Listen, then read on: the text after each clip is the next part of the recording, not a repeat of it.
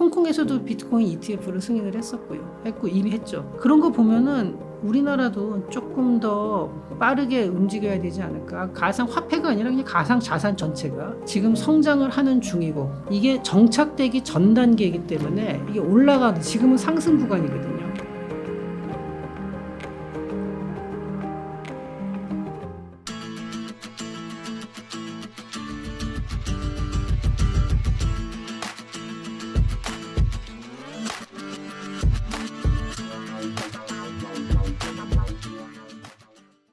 그렇죠. 예, 반도체가 작년에 좀 안 좋았죠. 근데 아까 제가 일부에서 말씀드렸나요? 그 반도체 같은 경우 이런 장비들, 그 반도체뿐만 아니라 조선도 그렇고 뭐 이제 몇 가지 그런데 교체 주기가 있어요. 근데 지금 반도체가 그게 이제 주기를 서서히 타기 시작했죠. 그리고 내년도가 피크라고 보고 있고요. 그래서 수출이 굉장히 많이 늘었습니다. 전반적으로 수출이 많이 올라가지고요. 올해, 그러니까 1월부터 4월까지 수출액이 전년 대비 8.8% 상승을 했거든요. 그런데 이 중에서 반도체는 32.4%. 굉장히 많이 올랐죠. 작년이 워낙 침체긴 했어요, 반도체가. 뭐 삼성전자가 적자를 크게 보기도 할 정도니까요. 자동차가 4.5%, 컴퓨터가 26.7%. 이 밖에도 뭐 석유화학, 뭐 조선 이쪽에서도 상당히 많이 이제 그 수출이 증가를 했고요. 이 반도체가 우리나라에서 비중이 어느 정도냐면요. 작년에 반도체가 굉장히 침체라고 했는데도 1,311억 달러 수출을 했고, 이게 전체 수출의 약 20%입니다. 그러니까 5분의 1 정도를 하고 있고, 이게 호황이 될 때는 이게 이제 더 올라가고요. 그리고 우리나라 이제 작년에도 그 반도체가 안 좋다고 하는데도 반도체 무역은 흑자를 250억 달러를 냈거든요. 그러니까 이게 그나마 작년에 적자가 날 때도 반도체 덕분에 조금 그 폭을 줄인 거죠. 당분간 이제 어쨌든 반도체 경기는 매우 좋을 겁니다. 2025년을 피크로 보고 있으니까요. 그리고 이것뿐만이 아니라 현재 있는 이제 시장이 그대로 유지된다는 가정하에서고, AI가 요새 아주 붐이잖아요. AI에 들어가는 반도체가 또 어마어마하고, 요 시장이 새로운 시장이에요. 그러니까 지금 있는 시장은 이게 공급망이 딱 좀 짜여져 있어요. 그래서 뭐 애플에서는 TSMC에다가 갖다 쓰고 뭐 이런 식으로 딱 정해져 있는데, AI 반도체는 이런 게 없고 완전히 새로운 시장이기 때문에, 또 이제 뭐 삼성전자도 물론 다른 데도 있죠. TSMC도 그렇고 다 그렇긴 하지만 전체적으로 새로운 그 수요가 또 한번 팡 터지는 시기이기 때문에, 이런 것까지 감안한다 그러면은 2025년도에 정상적인 이제 반도체 교체 주기로 봤을 때 피크인데, 그 26년 7년 이후에도 그러면은 침체되느냐 꼭 단정할 수가 없는 거죠. 지금 이제 시장이 워낙 커지고 있기 때문에. 그러니까 반도체는 앞으로도 이게 이제 굉장히 더 전망은 밝다고 말할 수 있습니다. 사실 작년에 이제 대중 반도체 수출이 많이 줄기는 줄었는데, 이제 요거는 미중 갈등 때문이라기보다는 그 전부터 좀 줄었어요. 그러니까 중국에서 레거시라 그래가지고, 이제 레거시 분야라는 거는 뭐냐면은 좀 저가품, 옛날 거. 요쪽 부분은 중국에서 자체적인 생산을 많이 늘리는 바람에 이게 줄은 거고, 그러니까 이거는 어떻게 보면 그냥 경쟁 때문에 그런 거였죠. 그리고 이 저가 반도체에 대해서는 중국으로 수출하는 거를 미국에서도 아무런 제재를 안 합니다. 그리고 또 미국이 중국이랑 갈등을 일으키고 있다 하더라도 여전히 미국 업체들이 중국에 많이 들어가 있고, 그 업체들에서도 반도체를 필요로 하는 경우가 많거든요. 또 그렇기 때문에 삼성에서 아니면 SK 하이닉스에서 그 중국에 수출하는 반도체에 대해서 미국에서도 이렇게 크게 이제 제재는 안 하는데, 다만 이건 있어요. 아주 그 첨단 제품들 있죠. 요새 나오는 뭐 HBM 뭐 이런 거 같은 경우에는, 그러니까 뭐 3나노 이하 뭐 이런 것들이 수출되는 거에 대해서는 아주 이제 굉장히 그 예민하게 보고 있죠. 하지만 그런 거는 거의 수출이 안 되고 있고요. 그리고 이제 일반적인 레거시 부분에 대해서는 뭐 미국도 그냥 관대하다기보다도 별로 신경을 안 쓰죠. 그런 거는 중요하지 않다라고 생각하고요. 반도체가 그래서 대중국 반도체 수출이 이제 좀 줄었었다가 올해는 다시 그 대중 반도체 수출이 굉장히 늘었어요. 네. 그러기 때문에 이 얘기는 뭐냐면은 이제 그 업황에 따라서, 중국에서의 수급에 따라서 이게 변한 거지, 사실 그 우리나라 반도체가 대중 수출이 왔다 갔다 한 거는 그 미중 갈등하고는 큰 그 상관은 없었습니다. 네. 중국이 이제 뭐 경기 부양으로다가 많이 이제 업종이 좋아진 건 맞느냐? 이게 어떻게 되냐면은 맞기는 맞는데 다 맞는 건 또 아니거든요. 올해가 그 14차 5개년 기획, 그러니까 중국에서 하는데 이게 2021년부터 25년이니까 올해가 마지막 해입니다. 그러니까 중국 정부에서 이때 내세운 게 5% 성장이거든요. 여기를 맞추기 위해서 아주 총력을 지금 기울이고 있어요. 그래서 아주 그 전에 보면은 뭐 공동부유 뭐 이런 얘기하고 한 다음에 타락한, 그러니까 이게 정책이 약간 글쎄 저는 그런 표현이 제가 듣기에는 좀 이상한 표현인데 중국에서 그 타락한 자본주의적 성장이 아니라 중국식 고유의 이제 자본주의 뭐 그러니까 자본주의라기보다 중국식 성장을 한다 그러면서 그래서 그때 중국에서 제재를 한 게 사교육, 부동산, 그다음에 뭐 알리바바 같은 뭐 소비 온라인 플랫폼 이런 것들을 갖다가 상당히 규제를 했고 그것 때문에 청년 실업이 더 심각해졌죠. 사실 청년들이 많이 가는 일자리가 그런 자리였는데. 그러면 중국에서는 뭐를 했냐?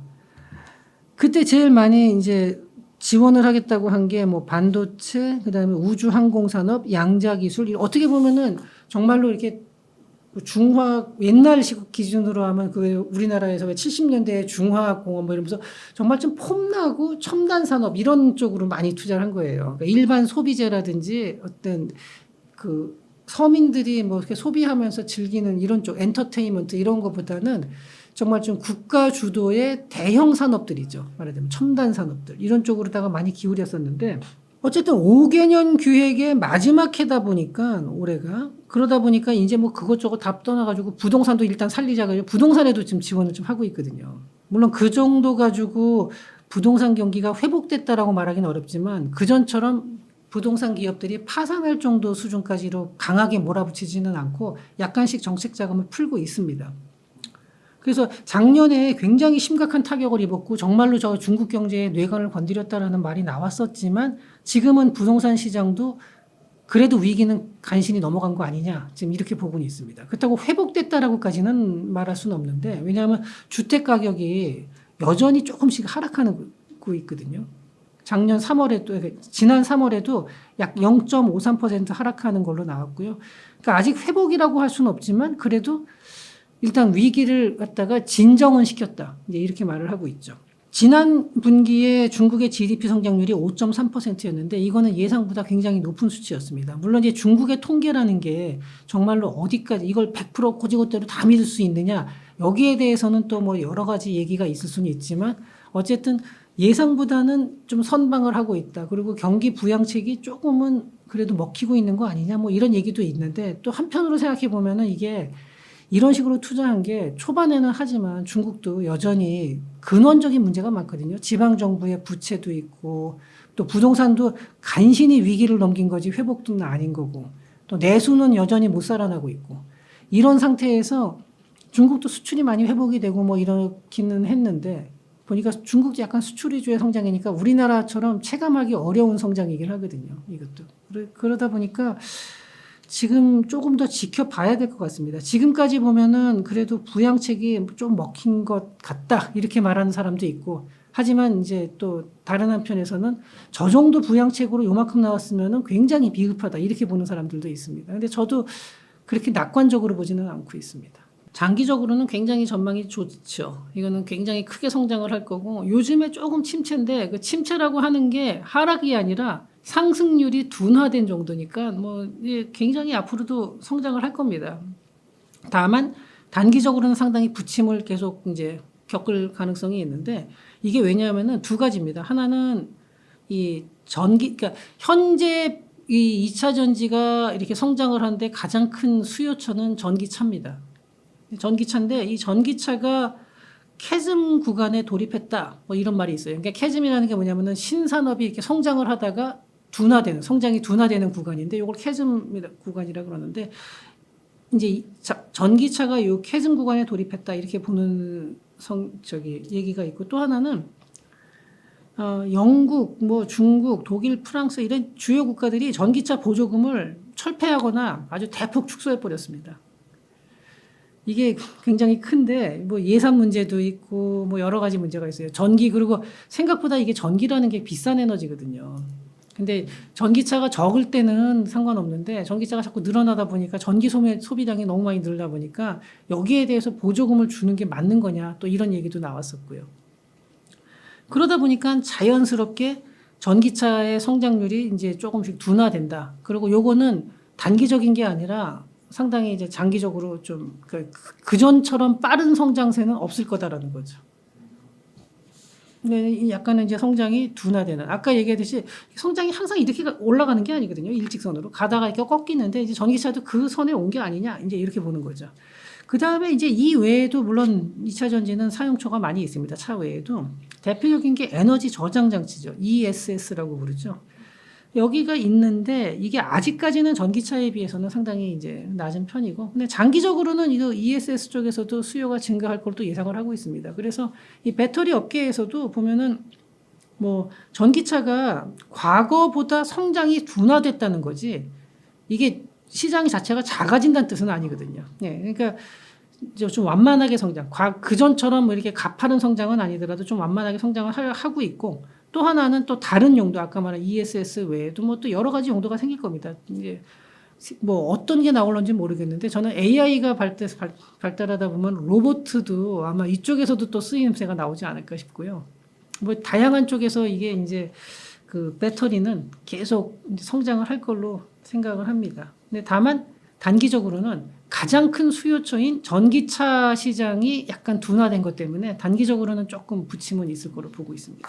저도 좀 개인적으로는 안타깝게 봅니다. 우리나라 금융위가 상당히 보수적이에요. 근데 왜 그러냐면은 그 일리는 있어요. 그러니까 성공적으로 뭘 하는 것도 중요하지만 피해자를 이제 막지 않는 것도 굉장히 크게 정부 입장에서는 신경을 써야 되는 거거든요. 그러다 보니까 새로운 거를 받아들이는 데 있어서 부작용을 최소화하려는 그런 이제 뜻이니까 저도 뭐 그 이해는 하는데, 이미 저는 세상의 흐름은 비트코인이라든지 뭐 그 밖에 다른 가상 자산 쪽이 시장을 거스를 수 없는 대세라고 보고 있거든요. 그쪽으로 가는 게. 미국에서 허용을 했고, 물론 원래 미국이 좀 그런 거에 있어서 전향적으로 빨리 하는 편이긴 하지만 홍콩에서도 비트코인 ETF를 승인을 했고 이미 했고요. 그런 거 보면은 우리나라도 조금 더 빠르게 움직여야 되지 않을까. 아까 제가 말씀드렸다시피 이 비트코인, 그러니까 꼭 비트코인 하나가 아니라 전체적인 가상화폐 시장 자체가 지금 성장을 하는 중이고, 가상화폐가 아니라 그냥 가상자산 전체가 이게 성장을 하는 중이고, 이게 정착되기 전 단계이기 때문에 이게 지금은 상승 구간이거든요. 이미 다 올라가고 나면은 더 이상 잘 안 오릅니다. 그 다음에는 이제 상승과 하락을 반복하는, 이제 지금의 주식 시장처럼 좋을 때는 오르고 나쁠 때는 내려가고 하면, 물론 장기적으로 경제가 커지면서 또 쭉 성장은 하겠지만 그 스테디 스테이시 오는데, 지금 단계는 스테디 스테이시 오기 전에 올라가는 단계예요. 그렇게 본다 그러면은 지금 단계에서 빠르게 좀 이렇게 전향적으로 ETF도 허용을 하고, 그 다음에 뭐 여러 가지 STU도 허용을 해놓고 나서 지금 조건이 너무 까다로워가지고 실질적으로는 활용이 안 되고 있는데, 이런 것들도 조금 더 완화를 시켜주고 하면서 이쪽 시장에 빨리 좀 진입을 할 수 있게끔 여러 가지 제도를 갖다가 완화를 시켰으면 좋겠습니다. 근데 금융위 입장도 제가 뭐 그것도 사실 일리가 있는 얘기거든요. 어떻게 되든 그래도 하는 과정에서 피해자가 발생하는 거는 그 정부에서 최대한 신중하게 가야 되는 거 아니냐 하는데, 뭐 그 얘기도 맞기는 맞습니다만, 그렇다 하더라도 저는 이미 이제 흐름은 이쪽으로 왔다. 저는 이렇게 보고 있습니다. 그래서 정부에서 조금만 더 발빠르게 움직여줬으면 합니다. 조금 더 전향적으로 움직여줬으면 합니다. 지금 이제 주식에 들어가서 사실은 좀 특히 늦게 들어가신 분들은 아마 물려 있는 분들이 많을 거예요. 그 2차 전지 쪽에. 근데 그 기회 비용을 생각한다 그러면은 빨리 털고 나오고 싶겠지만요. 저는 장기적으로는 그래도 그쪽도 상승을 할 수밖에 없는 거고, 장기 투자로 생각을 하신다면은 그 돈을 가지고, 그리고 지금 당장 그 돈 없어도 살 수 있다 그러면은 저는 그냥 좀 묻어두고라고 말씀을 하고 싶습니다. 왜냐하면은 지금 전기차가 시장이 둔화가 되면서 성장이 둔화가 되면서 맞은 것도 있고, 뭐 그 이유는 여러 가지가 있겠죠. 근데 뭐 그런 것들이 있어서 지금 실적이 어떨지 모르겠는데, 하지만 그럼에도 불구하고 이 배터리라는 거는 앞으로 장기적으로는 쓰임새가 굉장히 다양할 겁니다. 예. 저는 그렇기 때문에 시간이 지나면은 지금 현재 자리를 잡고 있는 이 배터리 업체들, 부품 업체들, 이런 데들은 아마 뭐 좋은 성과를 낼 수 있을 거라고 생각을 합니다. 장기적으로는. 그래서 저는 지금 손절하는 것보다는 장기 투자로 그냥 가는 게 맞지 않을까 하는 생각입니다.